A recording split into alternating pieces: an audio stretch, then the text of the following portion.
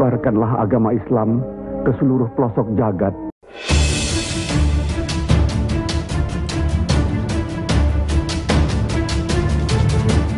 Assalamualaikum warahmatullahi wabarakatuh. Jumpa lagi dengan saya di Raudan Channel yang mengungkap rahasia dan fakta di balik sejarah.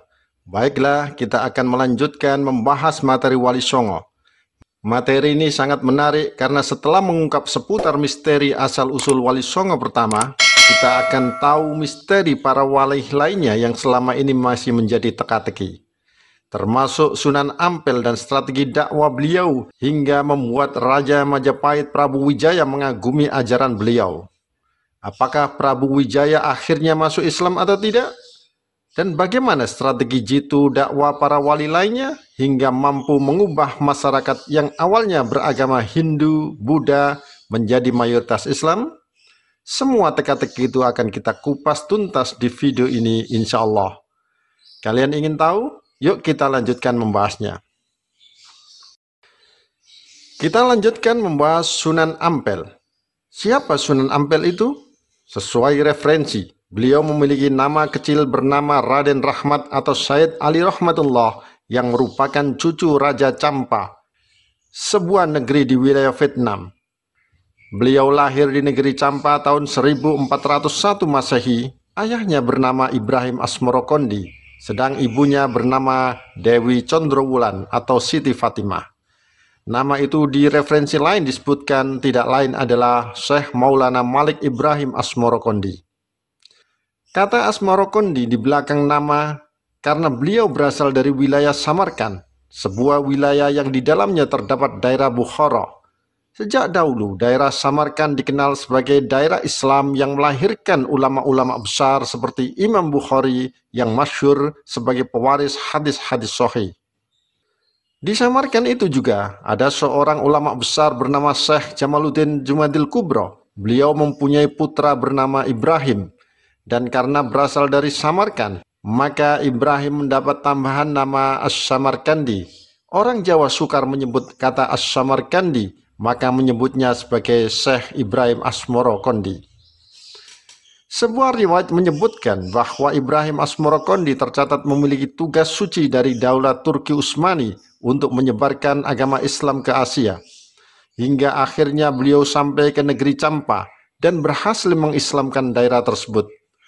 Bahkan beliau diambil menjadi menantu dinikahkan dengan putri Raja Champa bernama Dewi Condrowulan, keturunan terakhir dinasti Ming. Dari pernikahannya, Ibrahim Asmorokondi dikaruniai dua putra bernama Raden Rahmat atau Syed Ali Rahmatullah alias Sunan Ampel dan Syed Ali Murtado. Sesuai catatan Syed Bahruddin Ba'alawi Al-Husaini dalam ensiklopedi Nasab Ahlul Bait, disebutkan bahwa Sunan Ampel tercatat sebagai keturunan ke-22 dari Sayyidina Muhammad SAW. Dalam perkembangannya, negeri Champa mendapat serangan musuh dan hancur. Keluarga kerajaan pun lari menyelamatkan diri, termasuk Sunan Ampel yang memilih lari ke wilayah Majapahit karena bibinya Dewi Dwarawati diperistri Raja Brawijaya. Beliau berlabuh di pelabuhan Tuban yang menjadi gerbang utama masuk kerajaan Majapahit setelah berlayar cukup lama. Di tempat itu beliau bertemu dua tokoh, yakni Ki Wiryo Sarojo dan Ki Bangkuning. Keduanya mengikuti ajakan Sunan Ampel masuk Islam bersama keluarganya. Melalui dua tokoh itulah Sunan Ampel dibantu menyebarkan agama Islam di tanah Jawa. Sasaran dakwah beliau adalah ke wilayah lain yang selama ini belum digarap, yakni wilayah timur Ampel Denta Surabaya. Dari wilayah itulah nama Ampel disematkan pada beliau, sehingga lebih dikenal sebagai Sunan Ampel. Di wilayah itu beliau membangun pesantren, mendidik para da'i yang kemudian disebar ke seluruh Jawa. Murid-murid terkenal antara lain Sunan Bonang dan Sunan Derajat yang tidak lain adalah putra Sunan Ampel sendiri. Murid yang lain adalah Maulana Ishaq, Sunan Giri, dan Raden Fatah yang kemudian menjadi Sultan Demak Bintoro. Sunan Ampel juga dikenal sebagai negarawan, tokoh yang mempunyai gagasan dan perencana berdirinya kerajaan Islam pertama di Jawa, Kerajaan Demak Bintoro. Menurut bukti sejarah, beliau sebagai orang yang mengukuhkan Raden Fata sebagai Sultan pertama Kerajaan Demak Bintoro. Pada akhirnya, Kesultanan Demak Bintoro menjadi pusat penyebaran Islam ke seluruh wilayah Indonesia. Beliau adalah penasihat politik Kerajaan Demak sekaligus merangkap pemimpin Wali Songo atau mufti agama setanah Jawa. Maka fatwanya dipatuhi semua orang. Dan untuk memperkuat penyebaran Islam, Sunan Ampel menikahi putri Adipati Tuban Arya Teja bernama Dewi Condrowati, bergelar Nyai Ageng Manila. Juga menikahi putri tokoh Surabaya Ki Wiro Srojo atau Ki Kembang Kuning, bernama Dewi Karimah binti Ki Kembang Kuning. Pernikahan dengan Dewi Condrowati dikaruniai putra, Sunan Bonang, Siti Syariah, Sunan Derajat, Sunan Sedayu, Siti Mutmainnah, dan Siti Hafsah. Sedang pernikahannya dengan Dewi Karimah binti Ki Kembang Kuning dikaruniai putra Dewi Murtasya, Asia, Raden Hasanuddin atau Sunan Lamongan, Raden Jainal Abidin atau Sunan Demak, Pangeran Tumapel, dan Raden Fakih. Seiring perkembangannya Islam di wilayah Surabaya, Gresik, dan pesisir lainnya sebagai wilayah pinggiran, kondisi kerajaan Majapahit sepeninggal Mahapati Gajah Mada dan Prabu Hayam Wuruk mengalami kemunduran drastis. Malah kerajaan terpecah belah karena terjadinya perang saudara, termasuk perang Paregrek, perang saudara antara kubu Prabu Wirabumi dengan Prabu Gramawardhana atau antara Majapahit bagian barat dengan bagian timur. Dan itu diperparah dengan banyaknya adipati yang tidak loyal lagi dengan keturunan Prabu Hayam Wuruk, yaitu Prabu Brawijaya Kertabumi. Pajak dan upeti kerajaan tidak ada yang sampai ke istana Majapahit, lebih sering dinikmati para adipati itu sendiri. Hal ini membuat sang Prabu bersedih hati. Lebih sedih lagi setelah melihat kebiasaan buruk kaum bangsawan dan para pangeran yang suka berfoya-foya dan main judi serta mabuk-mabukan. Prabu Kertajaya atau Brawijaya sadar betul bila kebiasaan semacam ini diteruskan, maka kerajaan akan menjadi lemah dan akan mudah bagi musuh menghancurkan Majapahit Raya. Di tengah dekadensi moral bangsa Majapahit kala itu, Sunan Ampel muncul dengan ajarannya yang sangat terkenal, yakni falsafah molimo atau tidak mau melakukan 5 hal tercela, yaitu moh main atau tidak mau berjudi, moh ngombe atau tidak mau minum arak atau bermabuk-mabukan, moh maling atau tidak mau mencuri, moh madat atau tidak mau menghisap candu, ganja, dan lain-lain, dan yang terakhir adalah moh madon atau tidak mau berzina atau main perempuan yang bukan istrinya. Prabu Brawijaya senang terhadap ajaran Sunan Ampel tersebut dan dianggap menjadi solusi atas problematika yang dihadapi bangsa Majapahit kala itu. Apa yang dilakukan Sunan Ampel tersebut memberi pelajaran bagi kita semua bahwa di saat negara atau keadaan sedang kacau, bukan malah memperburuk dengan cacian dan makian untuk memojokkan, tetapi memberi jalan keluar apa yang mestinya dilakukan. Itu justru akan lebih bijak. Dan hubungan Sunan Ampel dan Prabu Brawijaya juga semakin dekat, apalagi istri Brawijaya sendiri, Dewi Dwarahwati, adalah bibi Sunan Ampel sendiri. Prabu Brawijaya menganggap ajaran Sunan Ampel merupakan ajaran budi pekerti mulia, maka ketika Sunan Ampel mengumumkan bahwa ajarannya adalah agama Islam, Prabu Brawijaya tidak marah. Hanya saja ketika dia diajak memeluk Islam, dia tidak mau. Dia ingin menjadi Raja Buddha terakhir di Majapahit. Namun pada akhirnya berembus kabar bahwa Prabu Brawijaya masuk Islam. Apa benar kabar tersebut? Insya Allah akan kita bahas di video lain. Namun lepas dari itu semua, Sunan Ampel diperbolehkan mensiarkan agama Islam di wilayah Surabaya, bahkan di seluruh wilayah Majapahit, dengan catatan rakyat tidak boleh dipaksa. Beliau pun memberi penjelasan bahwa tidak ada paksaan dalam beragama. Tak hanya itu, Sunan Ampel diberi sebidang tanah oleh kerajaan Majapahit di Ampel Denta untuk dimanfaatkan kegiatan Islam. Di Ampel Denta itulah Sunan Ampel mendirikan pesantren untuk mencetak para da'i hingga tersebar luas ke sejumlah wilayah di tanah air. Dan setelah Syekh Maulana Malik Ibrahim atau Wali Songo pertama wafat tahun 1419 Masehi, Sunan Ampel diangkat menjadi sesepuh Wali Songo sebagai mufti atau pemimpin agama Islam setanah Jawa. Beberapa murid dan putra Sunan Ampel sendiri menjadi anggota Wali Songo. Mereka adalah Sunan Giri, Sunan Bonang, Sunan Derajat, Sunan Kalijaga, Sunan Muria, Sunan Kudus, Sunan Gunung Jati, dan Sunan Kota atau Raden Fatah yang kelak menjadi raja kerajaan Islam pertama di Jawa, Kerajaan Demak Bintoro. Dengan diangkatnya Sunan Ampel sebagai sesepuh, maka para wali lain tunduk patuh pada kata-kata beliau, termasuk tunduk terhadap fatwa beliau yang menolak menyerang kerajaan Majapahit.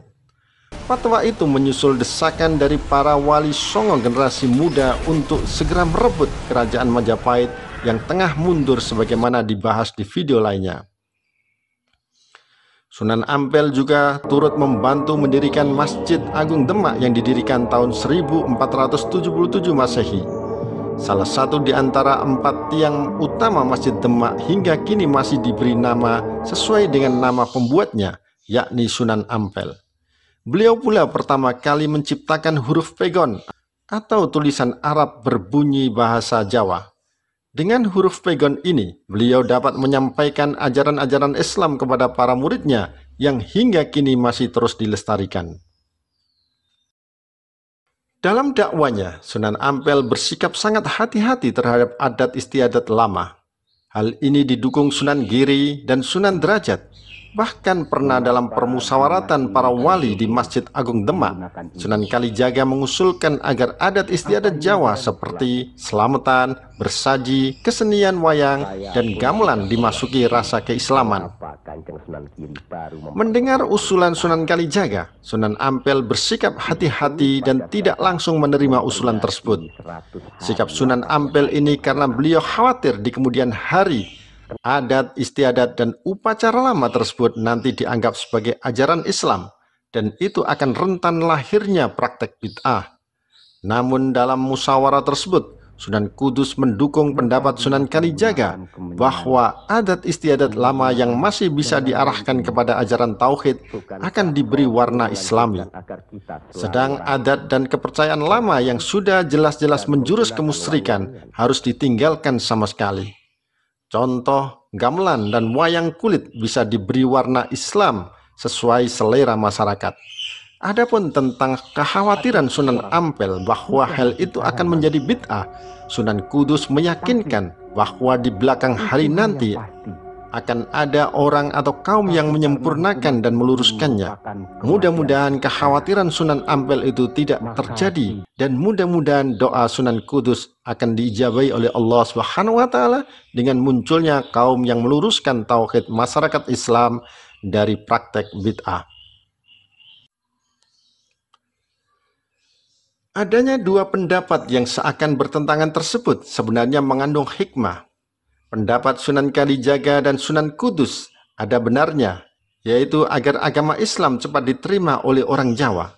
Dan hal ini terbukti begitu dua wali tersebut pandai mengawinkan adat istiadat lama yang dapat ditolerir Islam, maka penduduk Jawa banyak berbondong-bondong masuk Islam. Bahkan lagu yang berjudul Lir Ilir karya Sunan Kalijaga hingga kini masih bisa dinikmati dan hayati.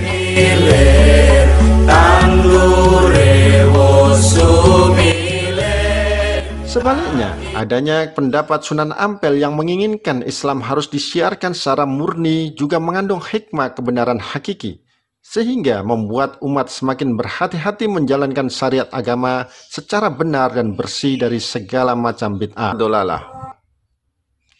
Inilah jasa Sunan Ampel yang sangat besar. Dengan peringatan inilah beliau telah menyelamatkan akidah umat agar tidak tergelincir ke lembah kemusyrikan. Sunan Ampel wafat tahun 1478 Masehi. Beliau dimakamkan di sebelah barat Masjid Ampel. Berikutnya, Sunan Bonang atau Maulana Makhtum Ibrahim. Beliau adalah putra Sunan Ampel dari istri bernama Dewi Condrowati. Sunan Bonang lahir tahun 1465 Beliau dikenal sebagai ahli ilmu kalam dan ilmu tauhid. Sunan Bonang banyak belajar di Pasai, kemudian sekembalinya dari Pasai, beliau diperintahkan Sunan Ampel menyebarkan Islam di wilayah Tuban dan mendirikan pesantren di daerah tersebut. Santri yang belajar pada pesantren beliau berasal dari penjuru daerah di tanah air, termasuk diantaranya adalah Sunan Kalijaga menjadi santri Sunan Bonang. Dalam menjalankan dakwanya, beliau mempunyai keunikan dengan cara mengubah nama-nama dewa dengan nama-nama malaikat sebagaimana dikenal dalam Islam. Hal ini dimaksudkan sebagai upaya persuasif terhadap penganut ajaran Hindu dan Buddha yang telah lama dipeluk sebelumnya. Itulah strategi dakwah Sunan Bonang yang memang sangat memperhatikan tradisi dan budaya masyarakat yang telah berkembang. Saat itu masyarakat Jawa memiliki kegemaran pada seni pewayangan yang ceritanya diambil dari ajaran Hindu dan Buddha.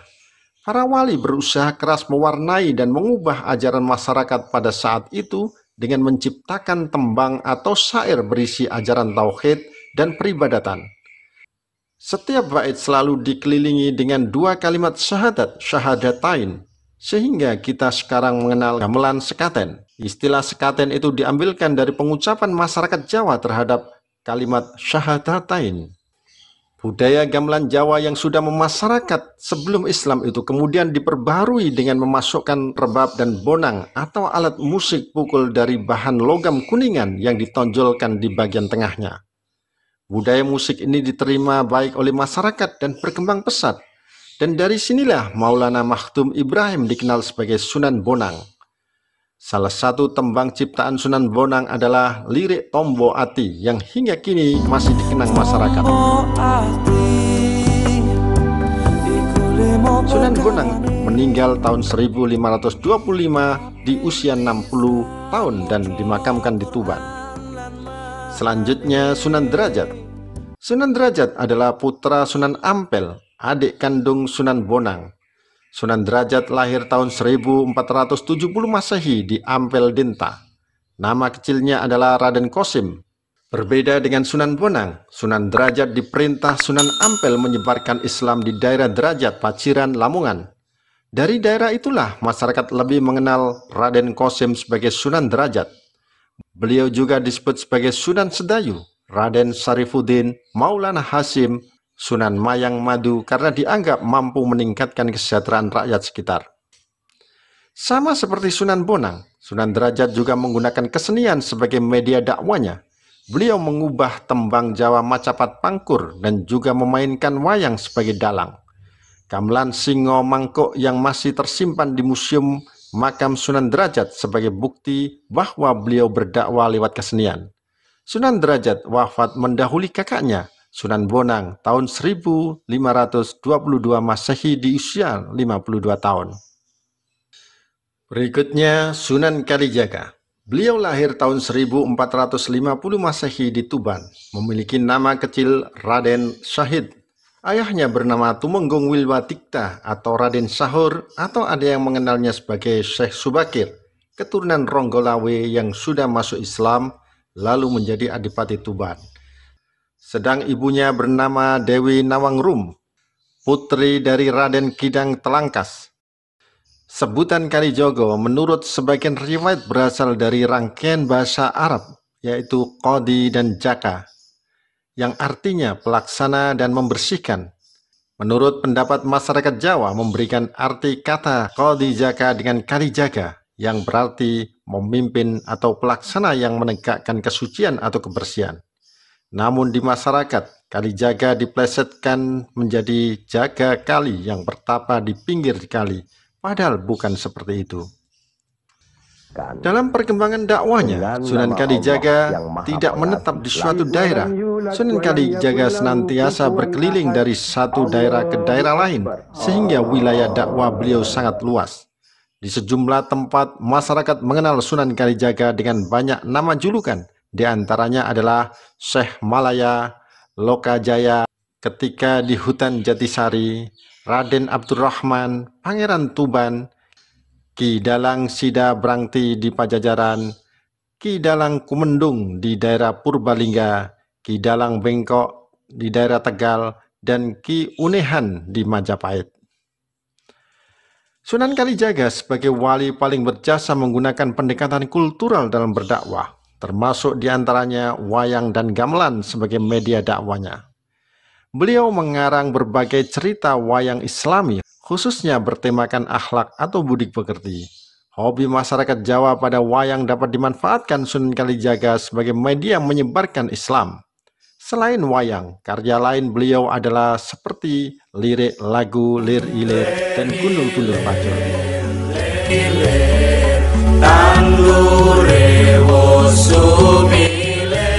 Sunan Kalijaga membolehkan pembakaran kemenyan untuk mengharumkan ruangan. Semula pembakaran kemenyan menjadi sarana upacara penyembahan para dewa, tetapi oleh Sunan Kalijaga diubah fungsinya sebagai pengharum ruangan ketika seorang muslim berdoa. Dengan suasana ruangan harum, diharapkan doa dapat dilaksanakan lebih khusyuk. Sunan Kalijaga tercatat memiliki 3 istri, diantaranya bernama Dewi Sarah, putri Maulana Ishak, Siti Hafsah, dan Siti Zainab, putri Sunan Gunung Jati. Pernikahan dengan Dewi Sarah dikaruniai putra, diantaranya bernama Raden Umar Said atau Sunan Muria. Dan Sunan Muria nanti menikahi Dewi Sujina, putri Sunan Ngudung, ayah dari Sunan Kudus. Jadi Sunan Muria adalah adik ipar dari Sunan Kudus.